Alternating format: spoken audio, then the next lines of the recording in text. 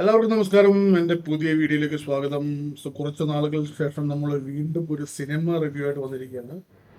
വേറെ ഒന്നുമല്ല, നമ്മുടെ ദേവ് പട്ടേലിൻ്റെ മങ്കി മാൻ. 2008 നമ്മൾ ദേവ് പട്ടേലിനെ ആദ്യമായിട്ട് സ്ക്രീനിൽ കാണുന്നത്. അത് നമ്മൾ സ്ലം ഡോഗ് മില്യണർ എന്ന സിനിമ ഉൾപ്പെടെ ആ സിനിമ കാണുമ്പോൾ നമ്മൾ ഒരിക്കലും പ്രതീക്ഷിക്കില്ല ഈ ഒരു പയ്യൻ ഇത്രയും വളർന്ന് ഇങ്ങനെ മങ്കി മാൻ എന്ന് പറഞ്ഞൊരു സിനിമ സ്വന്തമായി ഡയറക്റ്റ് ചെയ്ത് നമ്മളെ മുമ്പിൽ അവതരിപ്പിക്കും എന്ന് നമ്മൾ ആ സമയത്ത് ഒരിക്കലും കരുതിയിരുന്നില്ല. സോ എന്തൊക്കെയായാലും ദേവ് പട്ടേലിൻ്റെ പുതിയ സിനിമ ഞാൻ കണ്ടു. എന്താ പറയുക, നമ്മൾ ശരിക്കും പറഞ്ഞാൽ ഒരു മൈൻഡ് ബ്ലോയിങ് ആക്ഷൻ മൂവി എന്ന് തന്നെ പറഞ്ഞു. വേറെ എന്തെങ്കിലുമൊക്കെ പറഞ്ഞത് ചിലപ്പോൾ കുറഞ്ഞു പോരും. മൈൻഡ് ബ്ലോയിങ് ആക്ഷൻ മൂവി നമ്മളെ ഒരു ഞാൻ ശരിക്കും സ്റ്റണ്ടായിപ്പോയി സിനിമ കണ്ടിട്ട്. അത്രയ്ക്കും ഗംഭീരമായിരുന്നു അതിലെ ആക്ഷൻ കൊറിയോഗ്രാഫിയും അതിൻ്റെ ആ ഒരു ബാക്ക്ഗ്രൗണ്ട് മ്യൂസിക്കും ഒരു സൗണ്ട് എഫക്ട്സും പിന്നെ ആ ഒരു ഇൻറ്റൻസ് ആയിട്ടുള്ള ഒരു ദേവ് പട്ടേലിൻ്റെ ആ ഒരു ഇമോഷൻസും ആക്ഷൻസും എല്ലാം ഭയങ്കര ഇൻറ്റൻസ് ആയിരുന്നു അതിൽ. സോ ജോൺ വിക്ക് കണ്ടിട്ട്, പ്രത്യേകിച്ച് ജോൺ വിക്ക് 1, 2 ഒക്കെ കണ്ടവർ ഈ സിനിമ കാണുമ്പോൾ ഉറപ്പായിട്ടും ഇഷ്ടപ്പെടുമെന്ന് എനിക്ക് ഗ്യാരണ്ടി തരാം. എനിക്ക് പേഴ്സണലി ഞാനിത് കണ്ടപ്പോൾ എനിക്ക് ആദ്യം നമ്മൾ ഓങ് ബാക്ക്, അതുപോലെ റെയ്ഡ് എന്ന് പറഞ്ഞ ഒരു തായ് ഇന്തോനേഷ്യൻ സിനിമകളിലൊക്കെ ഒരു ചെറിയൊരു ഒരു അതിലൊരു കുറച്ച് ഒരു എന്താ പറയുക, ഒരു ഷെയ്ഡ്സ് ഈ സിനിമയിലും എനിക്ക് കാണാൻ സാധിച്ചു. ആൻഡ് ഒബ്വിയസ്ലി അത് ഈ രണ്ട് സിനിമകളൊക്കെ ആക്ഷൻ കൊറിയോഗ്രാഫി ഡയറക്ട് ചെയ്ത് ഗാരത്ത് ഇവൻസ് പറഞ്ഞൊരു വലിയൊരു ആക്ഷൻ ഡയറക്ടറും ആ പുള്ളി പണ്ട് ഭയങ്കര ആക്ഷൻ സ്റ്റാറൊക്കെ ആയിരുന്നു. സോ അതിൽ ഇൻസ്പിറേഷൻ ഉറപ്പായിട്ടും നമ്മളെ ദേവ് പട്ടേൽ ഈ സിനിമയിലേക്ക് കൊടുത്തിട്ടുണ്ട്. അതുപോലെ തന്നെ ആ കളർ ടോൺ ബ്രില്യൻറ്റ്. എന്താ പറയുക, ഈ മുംബൈയിലെ സ്ലംസൊക്കെ ഇത്രയും ക്ലിയർ ആയിട്ട് എന്ന് പറഞ്ഞ് അവിടെ ഇത്രയും ക്ലാരിറ്റിയോട് കൂടി കാണിച്ച വേറൊരു സിനിമ വേറെ ഉണ്ടായിരിക്കില്ല. ആ റെഡ് സ്ട്രീറ്റും പക്ഷെ ഏറ്റവും ഇതിൽ എന്താ പറയുക, സർപ്രൈസിങ് ഫാക്റ്റായിട്ട് ഞാൻ മനസ്സിലാക്കിയത് ഈ സംഭവങ്ങളൊന്നും ഷൂട്ട് ചെയ്ത് ശരിക്കും മുംബൈയിലല്ല. ശരിക്കും ഇതൊക്കെ വിയറ്റ്നാമിലും അങ്ങനെയുള്ള സ്ഥലങ്ങളിലൊക്കെയാണ് അത് കൂടുതലും അത് ഷൂട്ട് ചെയ്തിരിക്കുന്നത്. ആ സ്ലംസും അങ്ങനെയുള്ള കാര്യങ്ങളൊക്കെ മൂവി ഓവറോൾ എനിക്ക് തോന്നുന്നു വിയറ്റ്നാമിലാണെങ്കിലും കൂടുതൽ കണ്ടന്റ് ഷൂട്ട് ചെയ്തിരിക്കുന്നത്. വളരെ കുറച്ച് ഭാഗം മാത്രമേ അവർ മുംബൈയിൽ ഷൂട്ട് ചെയ്യാൻ അവർക്ക് പറ്റിയുള്ളൂ. ബിക്കോസ് കോവിഡ് സമയത്തൊക്കെയാണ് അത് കൂടുതൽ ഷൂട്ട് ചെയ്തിരിക്കുന്നത് എനിക്ക് തോന്നുന്നു. അപ്പം എന്തായാലും മൂവി ഒരു രക്ഷയില്ല. ഞാൻ പറഞ്ഞ പോലെ ഓങ് ബാക്ക്, റെയ്ഡ്, പിന്നെ ജോൺ വിക്കിൻ്റെ ഒരു ഇൻഫ്ലുവൻസ് ശരിക്കും ഈ പടത്തിൽ ഉണ്ടെന്ന് എനിക്ക് തോന്നി. ബിക്കോസ് ഒരു ആക്ഷൻ സീക്വൻസസ് ഒക്കെ ജോൺ വിക്കിനേക്കാളും ബെറ്റർ ആയിട്ടുള്ള രീതിയിലാണ് ഈ സിനിമയിൽ അവതരിപ്പിച്ചിരിക്കുന്നത്. ദേവ് പട്ടേൽ, ഞാൻ വായിച്ചത് പുള്ളി ഒരു വളരെ ചെറുപ്പം മുതലേ പുള്ളി ടൈക്കോണ്ടോ പ്രാക്ടീസ് ചെയ്യുന്നൊരു ആർട്ടിസ്റ്റാണ്. അല്ല, പുള്ളിക്ക് ഓൾറെഡി ടൈക്കോണ്ടോ ബ്ലാക്ക് ബെൽറ്റ് ഒക്കെ ഉള്ള വ്യക്തിയാണ്. അപ്പോൾ പുള്ളി അത് എനിക്ക് തോന്നുന്നു പുള്ളിക്ക് മുമ്പേ ഞാൻ മനസ്സിലാക്കിയത് പുള്ളിക്ക് മുമ്പോട്ട് ഇങ്ങനെ ഒരു ആക്ഷൻ സിനിമയിലൊക്കെ ചെയ്യണമെന്നൊരു ആഗ്രഹം ഉണ്ടായിരുന്നു. പക്ഷേ ആളെ കണ്ടു കഴിഞ്ഞാൽ ആരും ഈ ആക്ഷൻ സിനിമയിലൊന്നും കാസ്റ്റ് ചെയ്യില്ല. So basically I think he wanted to do it himself. And പിന്നെ ആ ഒരു ബോളിവുഡ് ബേസ്ഡ് ആയിട്ടുള്ള ഒരു തീമാണ് ഈ സിനിമയിൽ അവർ കാണിച്ചിരിക്കുന്നത്. ഒരു എന്താ പറയുക, ബേസിക്കലി നമ്മൾ പണ്ട് കാലത്തൊക്കെ കണ്ട ഒരു റിവെഞ്ച് സ്റ്റോറി ഉണ്ടല്ലോ ബോളിവുഡിൽ. അച്ഛനും അമ്മേനെയും വില്ലൻ കൊല്ലുന്നു, പിന്നെ മകൻ വലുതായി വന്നിട്ട് വില്ലനെ കൊല്ലാൻ വരുന്ന ഒരു റിവെഞ്ച് സ്റ്റോറി. ആ ഒരു റിവെഞ്ച് സ്റ്റോറിയുടെ ഒരു ത്രെഡ് ഈ സിനിമയിൽ നമുക്ക് ഈ സിനിമയിൽ ആ ഒരു ത്രെഡാണ് അവർ ഫോളോ ചെയ്തിരിക്കുന്നത്. സോ ബേസിക്കലി ഇതൊരു എന്താ പറയുക, ഒരു Bollywood inspired Hong Kong Asian marshal art എല്ലാവരും അങ്ങനെ ഒരു സംഭവമാണെന്ന് തന്നെ എനിക്ക് തോന്നിയത്. പക്ഷേ ഈ ചെയ്ത സംഭവങ്ങൾ വളരെ ക്ലീൻ, നീറ്റ്, ക്രിസ്പ് ആയിട്ട് അവർ ചെയ്തു വെച്ചിട്ടുണ്ട്. അതാണ് അതിൽ ഏറ്റവും വലിയ സംഭവം. ഓരോ ഇൻസ്റ്റൻസിലും നമുക്കൊരു ഫ്ലോ ഈ സിനിമയിൽ തോന്നില്ല. അത് സ്റ്റാർട്ടിങ് തൊട്ട് ആ ടൈറ്റിൽസ് കാണിച്ചു തുടങ്ങുന്ന സമയം തൊട്ട് നമ്മൾ ഈ ഫിലിമിൽ ഹുക്ഡ് ആയിരിക്കും. പിന്നെ എനിക്ക് കുറച്ചുകൂടി ഒരു ലാഗ് തോന്നിയത് ഇതിൻ്റെ ഒരു സെക്കൻഡ് ഹാഫിൻ്റെ ഒരു ചെറിയ ഭാഗങ്ങളുണ്ട്.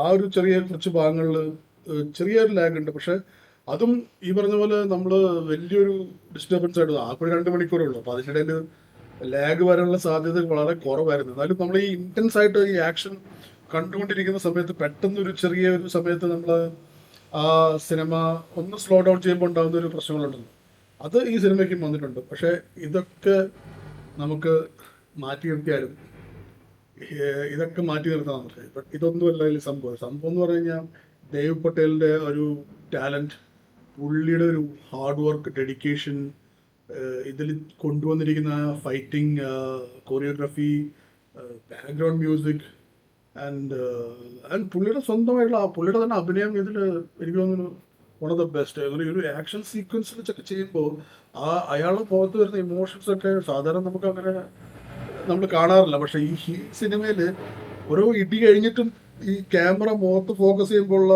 മുഖത്തുള്ള എക്സ്പ്രഷൻസും കണ്ണിലുള്ള ഒരു ഫയറൊക്കെ ഉണ്ടല്ലോ, അതൊക്കെ ശരിക്കും സിനിമയിൽ നമുക്ക് എടുത്തു കാണിക്കാം. അതാണ് ഇതിനെ കൂടുതൽ എന്താ പറയുക മാസ്മരികമാക്കുന്നതെന്ന് പറയണത്. കൂടുതൽ നമ്മളെ എന്താ പറയുക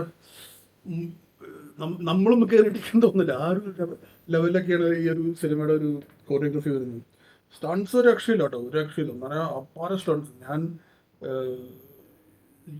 ജോൺ ബുക്ക് കഴിഞ്ഞിട്ട് ജോൺ വിക്കിലുണ്ട് സ്റ്റൺസ്, പക്ഷേ ഇതൊരു അതിൻ്റെയൊക്കെ ഒരു ലെവലിലേക്ക് കയറിപ്പോയെന്ന് പറയാം ഈ സ്റ്റൺസ്. എന്ന് പറഞ്ഞാൽ അത്രയും ഒരു ഇൻറ്റൻസ് ആയിട്ടുള്ള ഫൈറ്റിംഗ് ആണ് കാണിക്കുന്നത്. ഒരു ഇടിയൊക്കെ എന്ന് പറഞ്ഞാൽ ഒരു കിൻഡിൽ ഇടി പോലെയാണ് അതിൽ വരുന്നത്. ഇടി ആ കൊള്ളുമ്പോഴും കിട്ടുന്നതിനൊക്കെ ഇടി, അത് നമുക്ക് ശരിക്കും ഫിലിം കാണുമ്പോൾ നമുക്ക് മനസ്സിലാവും ഇടി ആ ഒരു എത്ര ഉണ്ടെന്ന്. അത് നിങ്ങൾ കണ്ട് നോക്കി മനസ്സിലാക്കും.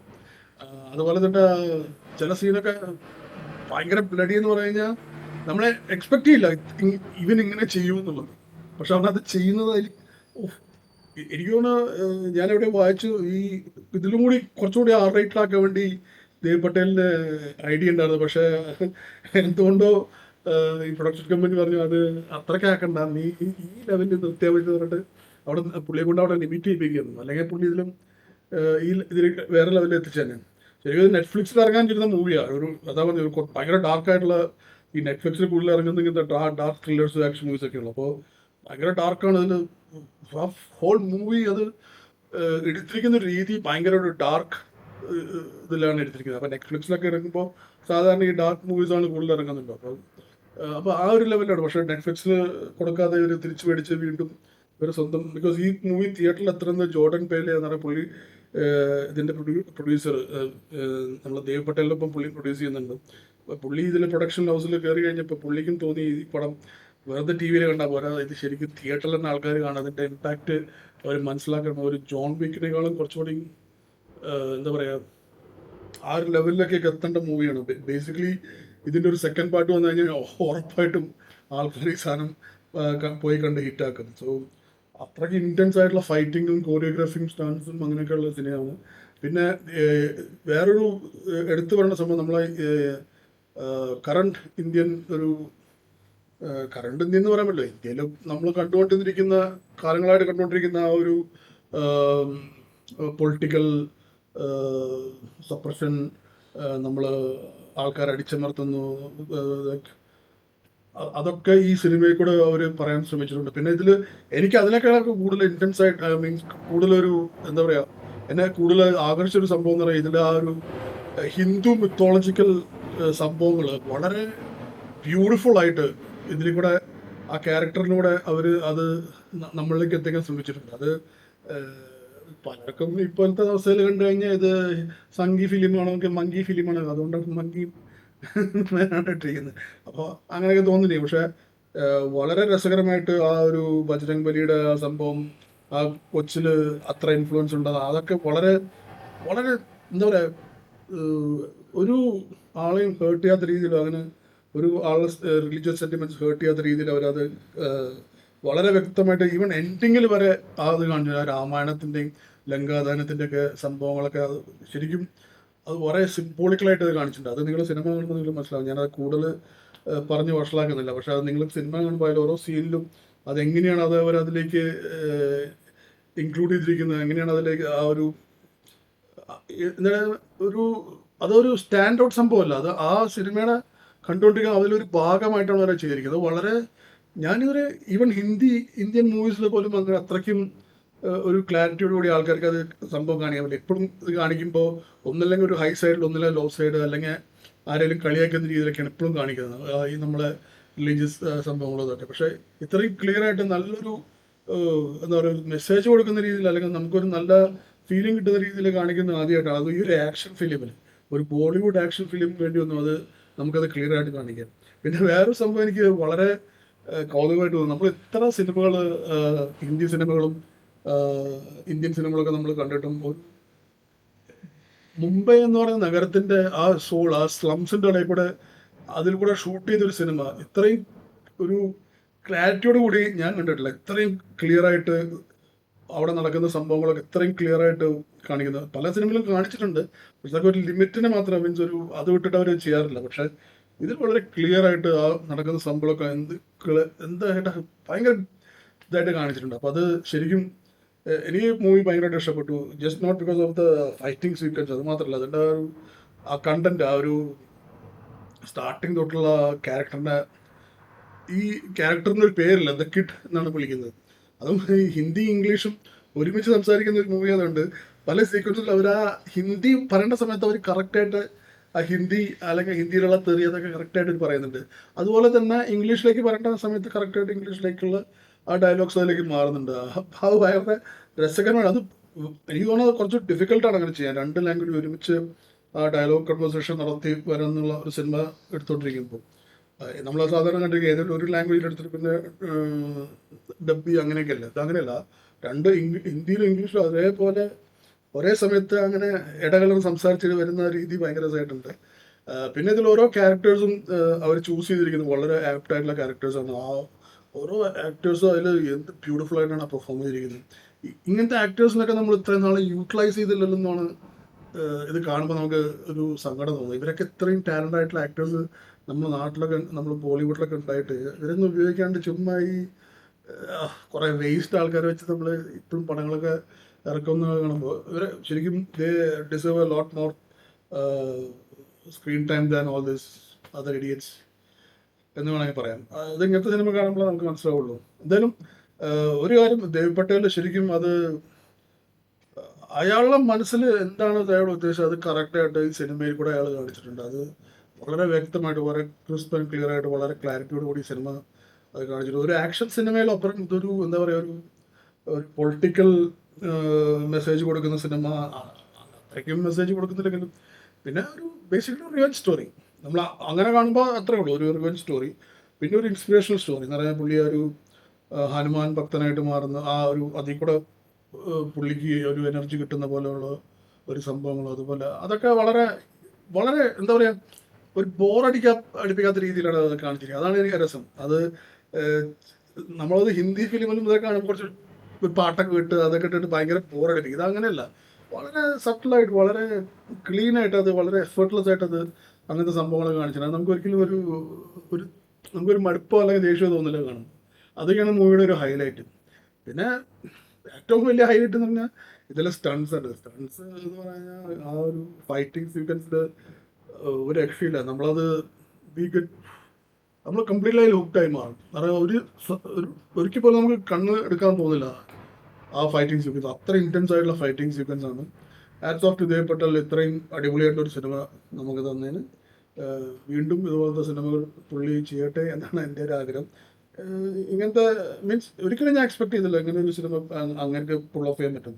അത് പ്രത്യേകിച്ച് ഡയറക്റ്റ് ചെയ്യുന്ന പോട്ടെ, പക്ഷെ പുള്ളി അങ്ങനത്തെ ഒരു സിനിമയിൽ ഒരു ഹീറോ ആയിട്ട് അഭിനയിച്ച് അത്രയും സ്റ്റൺസ് ഒക്കെ ചെയ്ത് മുന്നോട്ട് കൊണ്ടുപോകാൻ പറ്റും ഞാനൊക്കെ എക്സ്പെക്ട് ചെയ്തില്ല. അത് വെൽ ഡൺ. അത് ഭയങ്കര ഒരു നല്ല ഒരു എന്താ പറയുക, റിയലി ഗ്രേറ്റ് സ്റ്റഫ്.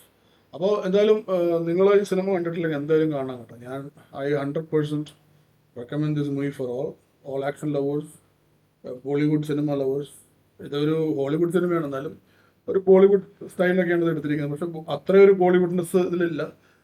ആ ഒരു ബോളിവുഡ്നെസ് എന്ന് പറഞ്ഞാൽ നമ്മൾ സ്വന്തം ഫിലിമൊക്കെ ഉണ്ടായാലും അതിലൊരു ബോളിവുഡ് തീം ഉണ്ടെങ്കിലും അത്രയ്ക്ക് അങ്ങനെ ബോളിവുഡ് അല്ല. എന്നാൽ അതുപോലെ വളരെ രസമായിട്ട് എടുത്തിട്ടുണ്ട്. പിന്നെ ആ ഒരു ഈ അമ്മയും മകനും തമ്മിലുള്ള ഒരു കുറേ സീൻസൊക്കെ അത് വളരെ എന്താ പറയുക, വളരെ കംഫർട്ടിങ്, വളരെ ഒരു ലവ്ലി, അത് ഭയങ്കര രസമായിരുന്നു അത് വാച്ച് ചെയ്യാൻ വേണ്ടിയിട്ട്. അതൊക്കെ വളരെ രസമായിട്ട് എടുത്തിട്ടുണ്ട്. അപ്പോൾ ഒരു റിവഞ്ച് സ്റ്റോറി പറയുമ്പോൾ അതൊരു കംപ്ലീറ്റ്ലി റിവഞ്ചിനെ മാത്രമായിട്ട് ഫോക്കസ് ചെയ്യാതെ അതിൽ കൂടെ പല സംഭവങ്ങളും പറഞ്ഞു പോകുന്ന ഒരു സിനിമയായിട്ടാണ് എനിക്ക് ഇതിനെ തോന്നിയത്. അപ്പോൾ ആ റിവഞ്ച് എന്നുള്ള സംഭവം അതോടെ മുന്നിൽ നിൽക്കുമ്പോൾ തന്നെ അതിൻ്റെ പുറകിൽ അതിനോടൊപ്പം നടക്കുന്ന കുറേ ഫാക്ടേഴ്സും കൂടി ഇതിൽ ഒരു ഭാഗമായി മാറുന്നുണ്ട്. അപ്പോൾ അതൊക്കെ വളരെ നന്നായിട്ട് കാണിച്ചിട്ടുണ്ട്. ഈ ഒരു മറ്റേ ഹ്യൂമൻ ഗോഡ്സ്, ഡെമി ഗോഡ്സ്, അല്ലെങ്കിൽ ഗോഡ്മെൻ എന്നെങ്കിലും പറയാം, അങ്ങനത്തെ ആൾക്കാരെ പറ്റിയുള്ള സംഭവങ്ങളും അതുപോലെ കറക്റ്റ് പൊളിറ്റീഷ്യൻസും നമ്മളെ ഒരു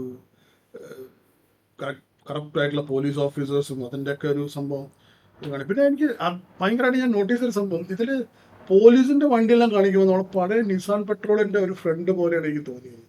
അതെനിക്ക് ഭയങ്കരമായിട്ട് ഇഷ്ടപ്പെട്ടു. അത് എല്ലാ ജീപ്പും അതിൽ കാണിക്കുമ്പോൾ പഴയ നിസാൻ പെട്രോൾസിൻ്റെ ഫ്രണ്ട് ലുക്കാണ് അതിന് വരുന്നത്. വെള്ളം കാണും, നമ്മൾ ജിപ്സി പോലത്തെ വണ്ടികളാണ്, പക്ഷെ എന്തായാലും ആ പഴയ നിസാൻ പെട്രോളിൻ്റെ ലുക്കാണ് അതിൽ വരുന്നത്. അത് വളരെ രസകരമായിട്ട് തോന്നി എനിക്ക്, അത് ഭയങ്കരമായിട്ട് ഇഷ്ടപ്പെട്ടു എനിക്ക്. പിന്നെ അതുപോലെ തന്നെ അതിലൊരു ഓട്ടോ ഉണ്ട്, മറ്റേ ഫുള്ളി മോഡിഫൈ ചെയ്തിട്ട് നമ്മൾ എനിക്കുള്ള ഓങ് ബാക്കിലായിരുന്നു അങ്ങനത്തെ ഒരു ഓട്ടം കാണിക്കുന്നത്. അത് ഞാൻ പറഞ്ഞു, കുറച്ച് ഓങ് ബാക്കിൻ്റെ കുറച്ച് മെമ്മറീസ് ഇതിൽ കൊണ്ടുവരും. നമ്മൾ ആ സ്ട്രീറ്റിൽ കൂടെ ഉള്ള ഓട്ടോ ചേസും അതൊക്കെ ആയിട്ട് വളരെ രസമായിട്ട് ചെയ്തിട്ടുണ്ട്. പിന്നെ ഇതിൻ്റെ ഒരു കളർ ടോൺ ഈ ഫിലിമിൻ്റെ ഭയങ്കര ഒരു